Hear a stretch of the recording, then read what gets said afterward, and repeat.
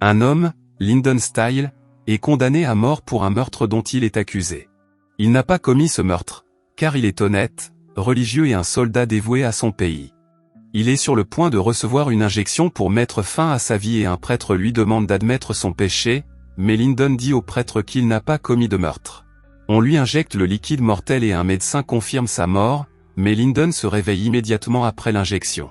Il n'arrive pas à croire qu'il est encore en vie et leur demande pourquoi il le garde en vie.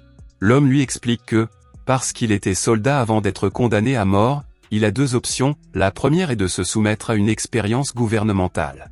La seconde est de recevoir l'injection létale et de mourir immédiatement. Le sergent Style n'ayant pas d'autre choix, il se soumet à une expérience dont il n'a aucune idée. Le docteur Helen Kershaw vient bientôt l'examiner, et pendant qu'elle l'examine, ses mains tremblent en pensant qu'il s'agit d'un meurtrier. Il lui dit qu'il n'a commis aucun des crimes dont il est accusé, mais elle refuse de le croire car elle a vu tout le procès à la télévision. Elle lui dit qu'il a tué 11 innocents. Il lui répond qu'il a tué des gens, mais seulement lorsqu'il était en service militaire et que ses supérieurs lui en donnaient l'ordre. Ils l'ont piégé pour des raisons politiques et il lui demande d'arrêter de le craindre. La femme refuse de le croire et lui dit que rien ne changera même si elle le croit. Lyndon lui répond qu'au moins la main de la femme cessera de trembler. Ignorant ce que dit l'homme, le médecin commence à prélever des échantillons de cheveux, de sang et de peau. Il lui demande quel est le but de l'expérience, mais elle refuse de lui dire parce qu'elle non plus ne connaît pas les détails et elle quitte la pièce en lui disant seulement de se reposer.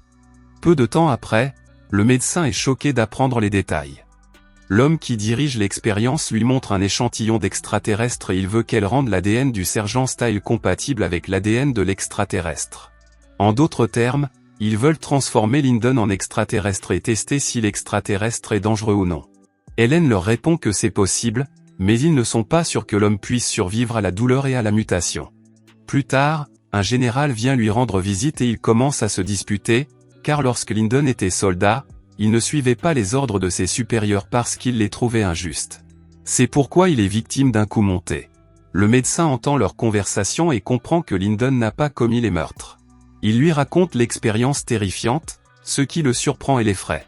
Le général éprouve de la culpabilité et de la pitié pour Lyndon, car cet homme faisait confiance au gouvernement. Le général dit au revoir à Lyndon et quitte la pièce. Le médecin s'apprête à faire une injection à Lyndon pour le transformer en extraterrestre. Il tient une Bible sur sa poitrine et pardonne au médecin ce qu'elle s'apprête à faire. Surpris, le médecin lui fait l'injection et Lyndon est bientôt pris de douleur et de vomissements. Les médecins se précipitent et lui injectent à nouveau le sérum. Son visage commence à changer, une dent tombe, mais il se répète la phrase suivante, « On peut changer son corps, mais pas son âme ».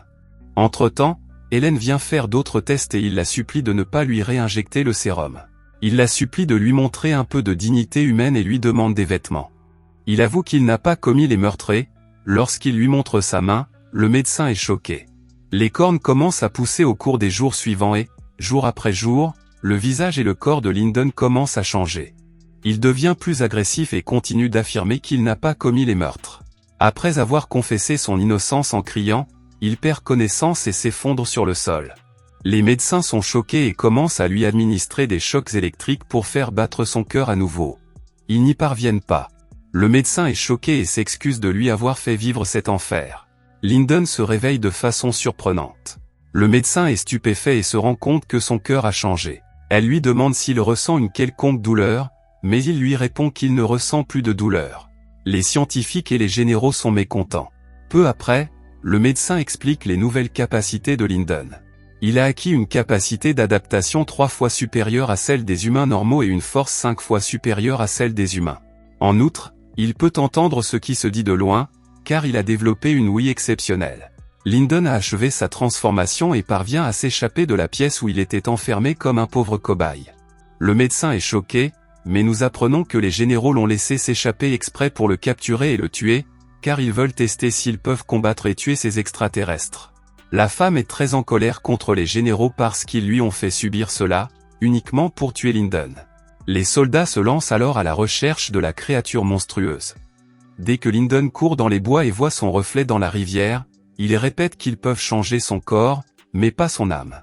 Lyndon réussit à kidnapper l'un des soldats, il prend la radio et appelle le général pour lui dire qu'il ne tuera personne et qu'il sait aussi qu'ils l'ont laissé s'échapper à dessein pour s'amuser cruellement. Les généraux sont choqués d'entendre cela, et Linden quitte le soldat et s'enfuit. Malheureusement, les autres soldats tuent l'homme kidnappé par Linden en pensant qu'il s'agit de lui. Le médecin leur dit que leurs actions sont horribles. Elle ne leur dira rien sur la façon de capturer et de tuer Linden. Le général reconnaît son opinion, mais il révèle qu'il capturera lui-même le monstre. Le général entraîne les autres soldats à la recherche de Linden. Cependant, les soldats entendent un bruit étrange qui peut perturber l'esprit humain.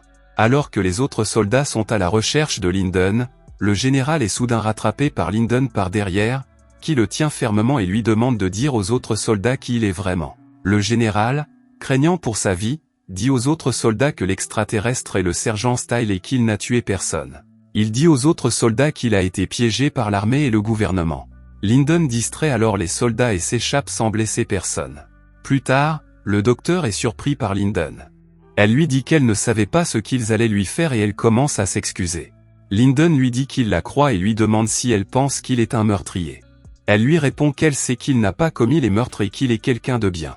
Linden est soulagé, car au moins une personne croit qu'il n'a pas tué d'innocents. Le médecin le suit et lui dit qu'elle peut essayer de faire de lui un être humain à nouveau.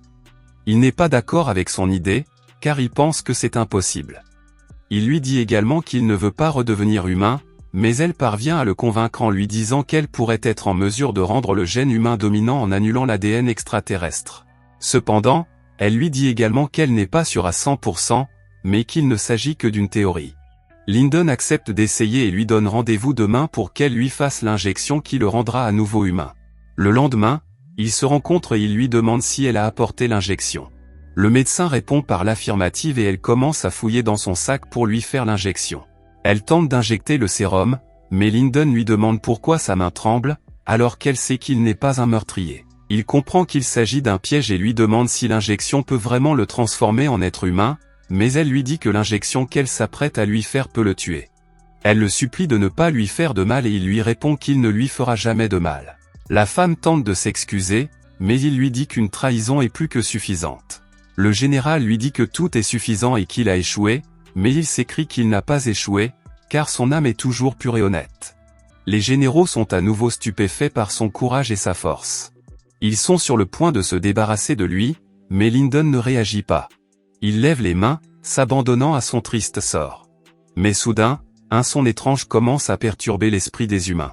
Personne ne peut résister à ce son strident et il tombe au sol. Soudain, plusieurs extraterrestres surgissent de nulle part, choquant toutes les personnes présentes. Ils ressemblent exactement à Linden. L'un d'eux s'approche de Linden et le regarde avec compassion. L'extraterrestre pose sa main sur l'homme et disparaît avec lui. Tous les autres extraterrestres disparaissent également en un clin d'œil.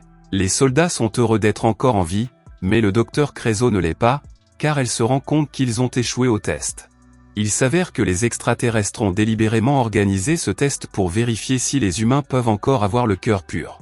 Mais ils ont compris que l'avidité des humains pour le pouvoir corrompra toujours leur esprit. Si vous avez aimé la vidéo et que vous souhaitez aider la chaîne à grandir, laissez un like, un commentaire et abonnez-vous.